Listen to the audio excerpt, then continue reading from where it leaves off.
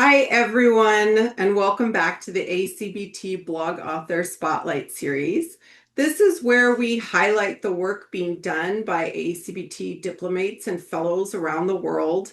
I'm Dr. Katy Manetta. I'm a licensed psychologist and the blog editor for the Academy. Today, I'm very excited to introduce our December Spotlight author. This is Paul Kawkabany. So nice to have you here, Paul. Paul is a licensed clinical psychologist, a Beck Institute CBT certified clinician, and an A-CBT diplomate.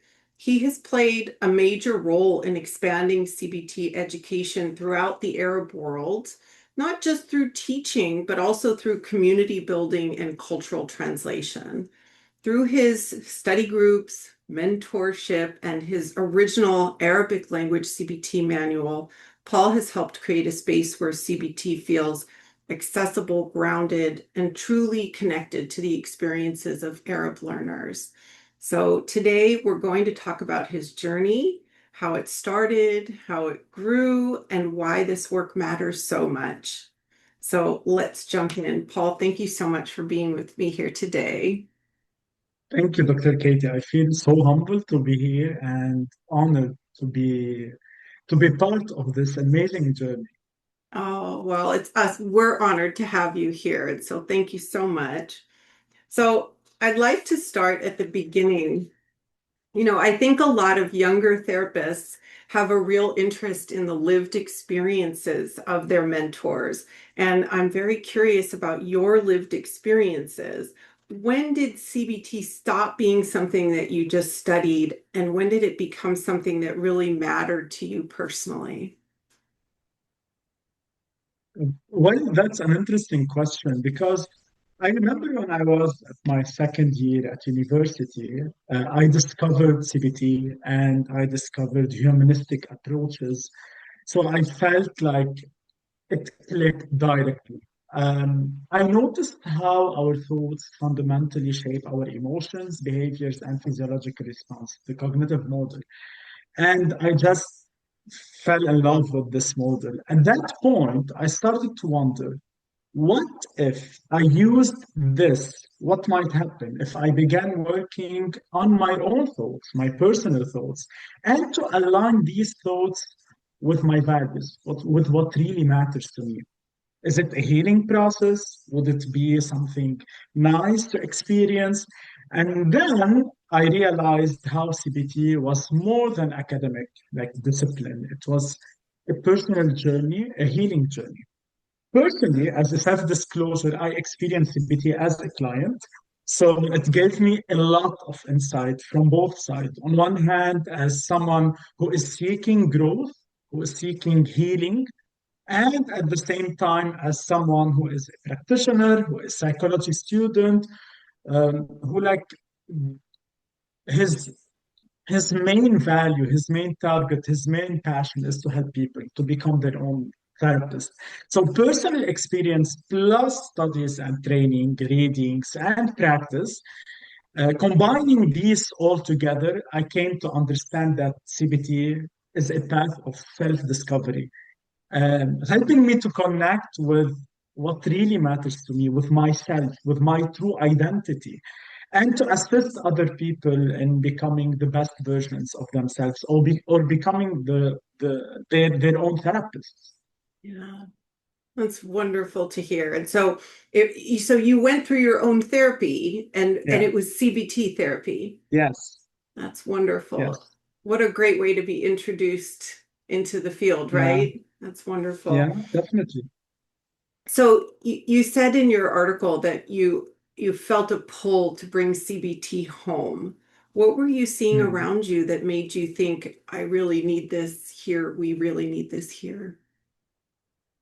Oh, wow. Okay. So basically, I noticed while I was studying psychology and CBT specifically, CBT was present in the Arab world, but it was often translated from other languages, specifically English and French. Unfortunately, this led to a gap in a cultural relevance. So we had a lot of translated textbook, which was amazing. I personally learned from translated textbooks, and this was really a great asset for us as psychologists in our region. However, the material was translated to Arabic, wasn't written in Arabic originally. And that meant that the therapeutic approach didn't always, all the time, resonate with our own cultural context. So there was a lack of content that truly reflected our Arabic culture and values, and also our language, because there is some difference. We know today that we need to be more culturally sensitive to other and different cultures.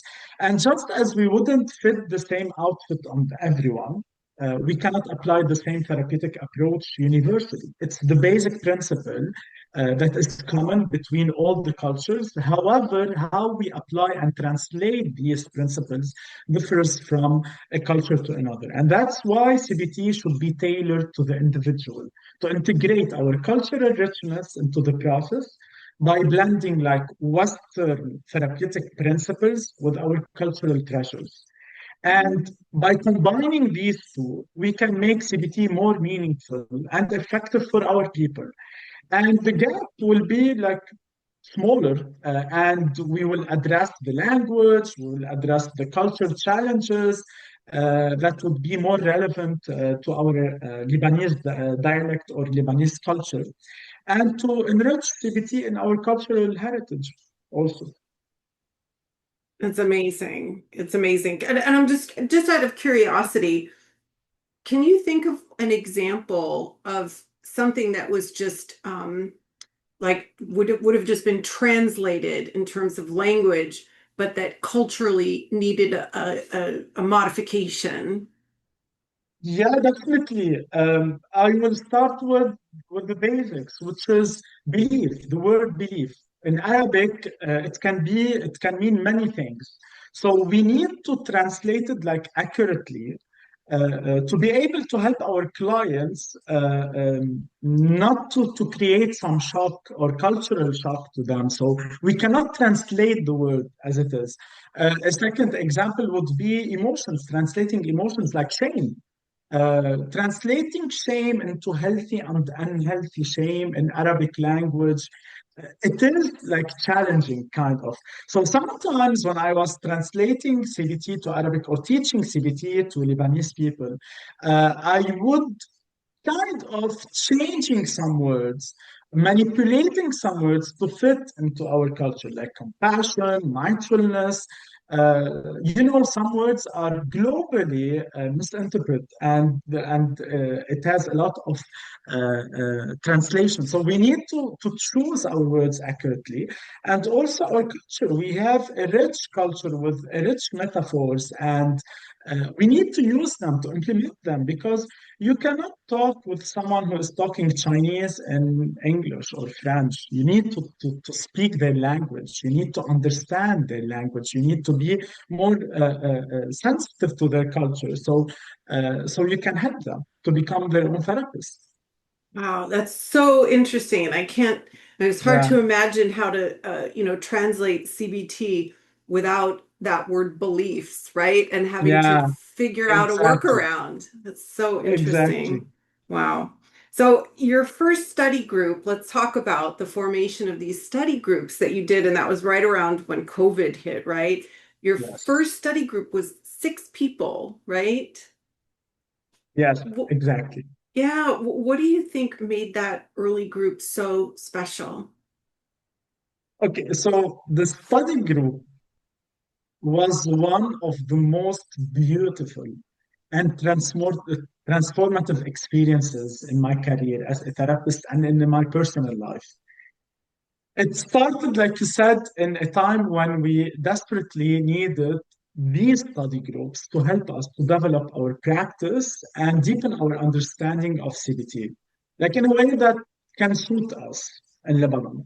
At that time, during COVID-19 pandemic, like it was challenging for people to move around, and we needed to meet like via online, and there was a need. And from there, the first study group was created. And my passion to CBT led me to focus the first study group on CBT. Over the years, by the way, we expanded to include groups from other therapeutic modalities, acceptance and commitment therapy, DBT skills. We integrated therapeutic techniques into the cognitive model. I created a program which is ITCM. But everything started with this group, with the CBT study group. It's just 6 participants, and each one was coming from diverse backgrounds. So most of them had a psychology background. However, some did not, which made it challenging for me to explain CBT clearly and accurately. So I don't want to talk with research words or very difficult terms to digest. At the same time, I need to be scientific. So it was Right. challenging. It was my first study group. And this was the moment in my professional journey when everything happened. And I remember that I put an extra effort in these study groups because I wanted these study groups to be a version of the training that we dream to have in our culture, to ensure that the information we shared was accurate and meaningful to people. And can you imagine, like, after 6 months of weekly meetings for 2 hours and readings and role plays and feedback, it was so much rewarding. It was challenging and rewarding. Even years later, people from that first group still reach out to me to share how meaningful it was and how it created some impact in their professional and personal life. And since then, we've had 21 cohorts of level one study group, Wow. 6 months. And now I'm preparing for the cohort 22 in January 2026. And then I introduced level two and level three that focused on specific disorder. The most remarkable thing, Dr. Katie, I can't even, it's very hard and like, it's very meaningful to me. It's remarkable how, even though the study group wasn't officially accredited or offering CE credits, people were still eager to participate, to attend. Their trust, their feedback, it was like life changing. It is something to die for me. It's something amazing. And I'm very happy and glad and honored that people put their trust in this journey, in the study group journey. And I am like blessed to see how the study group creates impact in people's life. I can hear how inspiring that was for you Yeah. personally, professionally. How amazing. That's just outstanding. So I'm wondering the space that you created for people that they felt was so healing, grounding, safe, right? Mm. I'm wondering, Yeah. were there, as you were in the midst of it, were you contemplating how to make that a safe, healing space? It was intentional to create a safe and grounding place for people from the start. And that's why I kept the group small, to encourage people to share their experience, to interact. And 6 months with weekly meetings allowed us to dive deep into discussions, share experiences, and like we became like a family. Yeah. And we practiced a lot of role plays without judgment. We provided like gentle, supportive feedback, and we learned how to apply techniques to ourselves. And participants like gained a lot of confidence. I noticed the transformation that happened from the first meeting till the end. People felt safe in this place. People felt they are in a non-judgmental space. Some people have some hesitation, definitely, about role playing in front of others, but we created supportive environment and we encourage them to learn from their mistakes and grow. Again, their trust, their passion. I really love how they put everything into this study group. They get motivated. week by week, their dedication, their feedback, it helped to build a sense of community among the participants. And it was a genuine community where people felt supported and empowered. And this impacted like for many years. So like 5 years, we started study group till now in 2025. I can still vividly hear their feedback, their laughs, their tiredness when they feel I don't want to do the role plays, please. And their encouragement, how they encourage each other. It was very meaningful. Wow. And it's so interesting because I participate in my own small group trainings, and that feeling Yeah, of safety, of feeling like, ooh, maybe I don't know what I'm doing, right? Maybe yeah, I'm not very good, but being able to get past that, to make people feel safe enough that they're willing to try and practice and exactly. learn, it's so important. Yeah, that's Yeah, amazing. yeah, What a great definitely. story.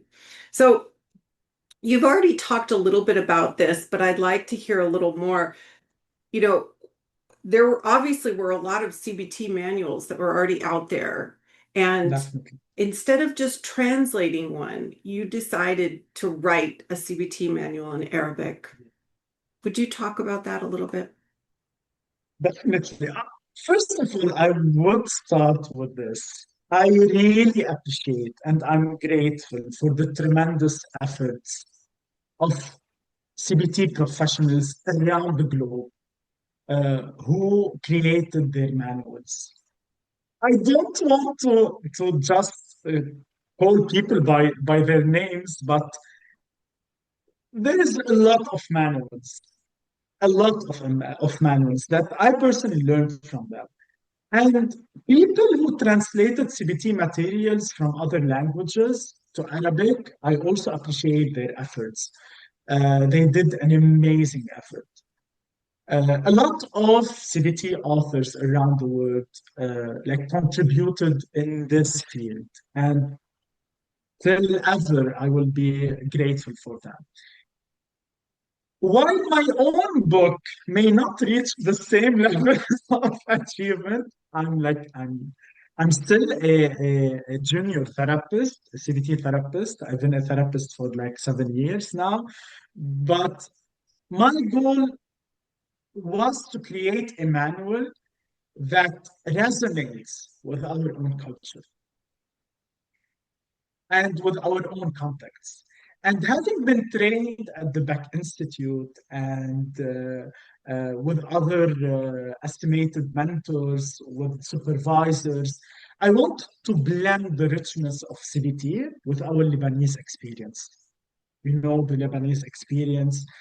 We have a lot of challenges, and I will talk about this today. But for now, some examples of the book that I created, I want to give an example, are based on Lebanese dialect. So you can read not the Arabic, the main official Arabic language, but you can read like Lebanese dialect that can make this material more relatable and accessible to people. The idea was not translate existing work. Again, if you want to compare, I'm in the bottom You're of too the scale. humble. You're too humble.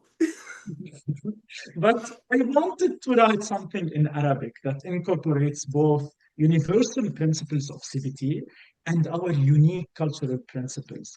And this approach allows us to bring a powerful concepts of CBT into our everyday lives. And that's what makes my manual special.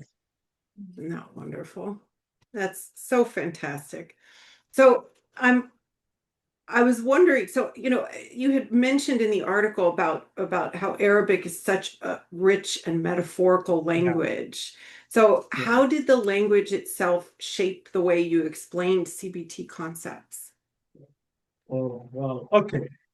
So the first thing that came across my mind is psychoeducation. And we know how psychoeducation is a very important skill for every therapist. Right. And psychoeducating someone, giving an education in psychology or CBT, or explaining like the cognitive model or how our thoughts impact our emotions and behaviors, needs a lot of effort, because you need to be wise to know how to use your words with our clients. Even if in Western culture, so using language in psychoeducation and other skills was very important, because it's like meeting clients where they are, not like bringing clients where you are, just meeting them, speaking the language.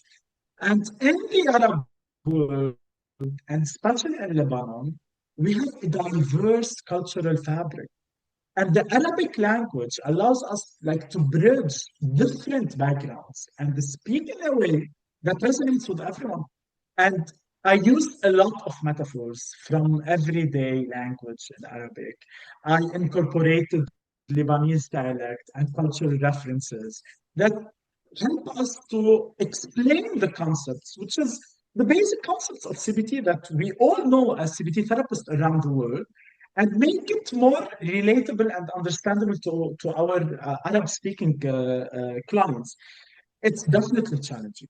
Definitely challenging. Explaining CBT who was created in Western culture to Arabic people can be a bit more complex. Many time I wish to explain CBT in English. It was easier for me, even though English was not my first language. So it's easier to convey people to convey some concepts in English language. But by working hard, adapting CBT concept to Arabic and adding some cultural context and like local nuances, and this way somehow I made CBT like relevant to people. And this approach ensures that everyone, whether they travel or engage in international training, can understand CBT as a universal language. I have people in my study group and people who read my book. Um, it was challenging for them to understand the English terms of some concepts. But in my book, when I was explaining the terms in Arabic, I put the word in English so they can relate. When if they attend an international training, they can hear the word and it can click with their mind. Okay, so this word Right. means that. Yeah, and the culture contexts may differ from a person to another, from a culture to another, but CBT itself is cross-cultural, as we know, and adaptable. And that's what's really amazing about CBT. It's not like from one to one culture only. It's cross-cultural Right. therapy. And by that way, I maintain the essence of CBT. I am adherent to CBT. At the same time, I'm honoring my own heritage, my own language, my own Right. culture. Yeah. And everyone should be proud of their contribution, unique contributions. And CBT help us do that. And thanks to organizations like Academy of Cognitive and Behavioral Therapy, who like regroup us. We are from different background, and we sit together. I also remember the peer supervision, and there's a lot of meetings and connections that help us to build a strong and meaningful and rich connection throughout CBT and this therapy. It's wonderful. And I remember in your article, you had said that you felt like really the only requirement for being helped by CBT is that you're human, right? That we Yeah, really feel yeah, like it can apply to definitely, everybody. We just have to definitely. figure out how to communicate it. It's Yes. wonderful. So, a lot of readers of your manual say that your book made CBT feel like it really belonged to them. Mm. How does that feel to hear that? It was amazing and like incredible to see how their passion for self-improvement and for becoming better therapists aligned so well. with CBT itself. It was so rewarding for me. These kind of feedback, it kept me working so hard. So I remember like some months I worked 7 days. I created like everyday study group, different study group. It touched me a lot and gave me a lot of energy. It fueled me because it helped some participants to discover that CBT study group is not the way that maybe they want to continue their profession. Some people throughout CBT study group, they chose, no, I want psychoanalytical. And I was so happy because CBT study group helped them to discover what clicked with them. And the CBT was the goal itself, to help people to become a better persons and to discover what they want and what really is relevant to their life, what kind of therapy is relevant to their life. That was the main goal. And even this, if CBT wasn't the ultimate answer, the fact that the study group helped them to take a step closer to what they truly needed was fulfilling for me. And this of belonging is so meaningful. Again, the feedback that I heard, it meant a lot. It meant a lot. Feedback from study group or from reading my manual, because it helped people to in their personal journey and professional development. It's heartwarming to see how people have pursued their dreams and own their skills and honor their own passion and get inspired by these study groups. It truly means the world to me. Wonderful. How neat. So I have to say that, I mean, I realized that you continued teaching through some incredibly difficult times. We had the economic collapse, there was the Beirut blast, there was war. How did those experiences influence you and the way that you kind of showed up for people during that time? Okay, that's a bit emotional because we experienced a lot of challenges, a lot of crises. We faced like economic difficulties, the Beirut blast, the war, and these have deeply influenced my approach to teaching. Like these crises and events have only fueled my passion to help other people. Naturally, of course, many of the sessions became more focused on support, teaching clinicians how to intervene, validating, and coping with crisis, both personally and professionally. There were so many moments that moved me deeply, like emotionally, moments that strengthened my commitment to providing the best possible guidance and teaching.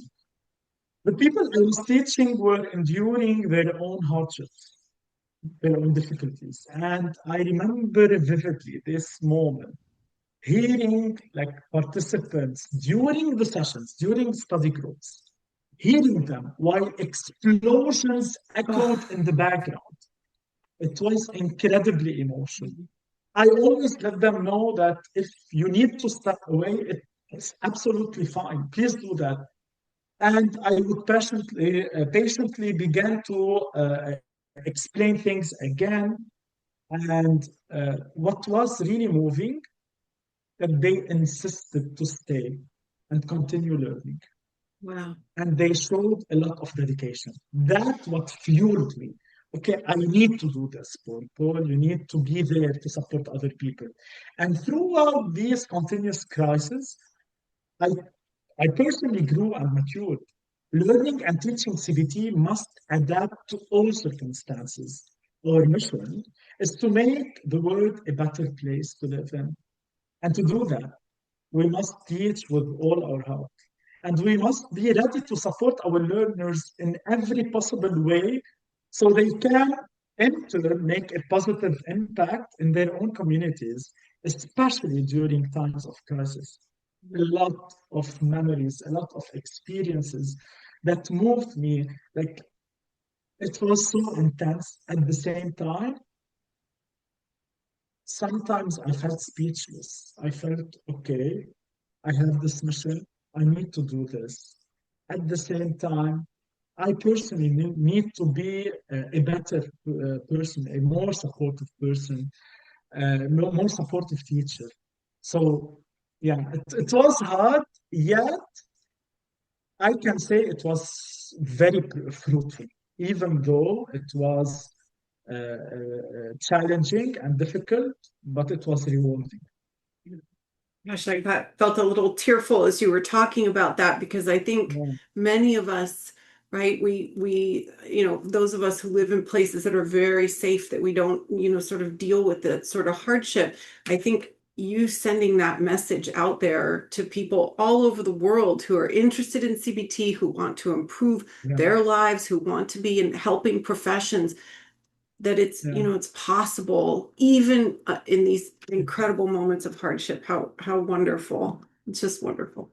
So from your perspective, what strengths do Arab clinicians bring to the global CBT community, the ones that maybe we don't talk about enough? What are those yeah. strengths? So I have clinicians, like I can say they can bring a great deal to global CBT community. We already have many professionals from Arab countries uh, that are making remarkable contributions in CBT and psychotherapy, both regionally and globally. What stands out most is our unique set of values and richness of our cultural diversity. Like we are literally a culture who is very diverse, the inclusivity. And the Arab world is incredibly inclusive. And this diversity adds a valuable layer to CBT.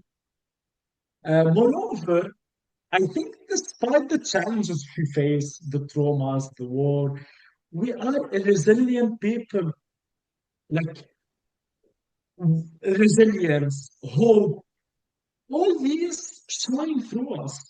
Many times I heard a lot of people when I was training and when I was in training in different kind of therapeutic approach, many times I encounter people who tells me, "Oh wow, okay, that needs a lot of courage to be here today. Why you're experiencing a lot of difficulties, and even in time of crisis, we remain forward-looking and optimistic."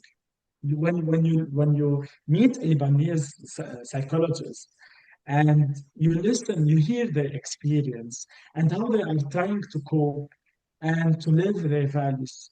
Maybe sometimes we overcompensate because we lived a lot of pain.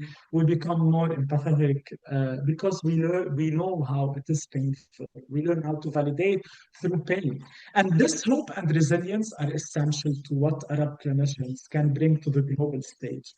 And also our cultural positions that allows us to bridge the East and the West because like we're literally in the middle.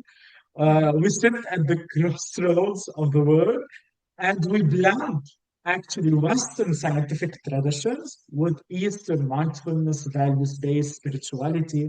And this unique blend allows us to walk the middle path, to enrich the CBT by integrating like meaningful values based on one hand and the research, the commitment to evidence based approaches and intervention. And in essence, like Arab clinicians don't just understand different cultures. I believe that we bring our own vibrant colors and flavors to the global CBT mosaic. So, yeah, Yeah, and I feel that coming through from you, that optimism, that resilience, that hope, the deep empathy, yeah, and the vibrance too. You really embody just what you're talking yeah. about. Good for you. So, looking ahead, what do you hope the next generation of CBT practitioners in the region will create or achieve? Oh. Okay. So far, uh, there are still many things and dreams that need to be fulfilled in CBT and in relationship with our with our culture. Plenty of steps to make, honestly. And I'm definitely not thinking about retiring. Good. I'm young, so I have a lot of things to do. That's I right. want to continue growing and reaching new levels that will also help other people to become better therapists. What I hope for the next generation is that they will be more open to mental health and CBT, to follow their dreams, as many of us did, and to carry this passion within them. I never imagined I would be here today. Never. And yet I'm here. So carrying this passion within us and taking this passion to a global level, like it's daring to dream. And I hope to see Arab and Lebanese names making their mark and leaving their imprint on the field, especially CBT. And as Lebanese, we are known for leaving a lasting impact wherever we go. And I really love that about mental health because when I contemplate about how many therapist pioneers and trainers started their journey, and I say, I can do this, and other people can do this, and this is the dream. It's about contributing in shaping our future, the future of CBT, the future of science, the future of psychotherapy. And I really hope from the bottom of my heart that the future generation will not only rely on translated materials, but will also create themselves a safe, a culturally adapted spaces for Arabic speaking individuals who want to learn CBT. It's a huge field and we have a lot of potentials. And I want them to be able to do some outstanding work, some beautiful work in research, in experiments, in clinical work. And they deserve to receive recognition. They deserve to do that because they are passionate and they are following the dreams, the steps they need to do. And today I give credit from my heart to every Lebanese mental health professional because despite all circumstances and cultural difficulties, we carry on this field forward and continue to evolve. I'm truly grateful for the coming generations, and I have full confidence and trust that their passion will lead them to unexpected paths. Like myself, I encourage them to never lose hope and to keep dreaming. And finally, I want to, to thank A-CBT for hosting me because today I'm doing this actually. I'm, uh, I'm speaking on behalf of a lot of Lebanese clinicians. And I am both member and certified diplomate CBT therapist. And this platform, this interview helps to amplify my voice as a Lebanese mental health professional. And I'm really grateful for every moment, for every Lebanese therapist uh, um, who helped us, who led us to this moment. And I want to thank every Lebanese therapist who is today working in this field. And definitely, I want to thank every Lebanese therapist who want to work, every Lebanese psychology students who are dreaming, because dare to dream. You can achieve this. Well, it's just such an honor to be the one to be able to interview you. I think your voice is just an incredible, important voice for us to spotlight here in the field. And thank you so much for sharing your story, your work. I could hear your heart coming through this. It was wonderful. You have this commitment to making CBT accessible to everyone, to culturally resonate with people. It's amazing. And this community driven project that you started and have advanced and now it's expanded, it's just really exciting. And so you're exactly what we had in mind when we started the A-CBT Spotlight. And it's just been so wonderful to have you. And I want to encourage everybody who's watching, if you haven't had a chance yet, make sure you check out Paul's full article. It's called CBT in the Arab World, cultivating learning, practice, and transformation. And if you're a diplomate or a fellow, if anybody who's watching is interested in doing this with us in the future, we'd love to connect with you. But Paul, thank you so much for joining us here. It's just been a remarkable journey getting to know you and getting to know your work. And we look forward to hearing more from you in the future. My pleasure. Thank you so much for this interview. I think it created something in me. It was a moment where I took a step back and I remembered every step. I'm grateful for this moment because it captured in this interview years of practice, years of dedication. So thank you so much for interviewing me. It's been my pleasure. My pleasure.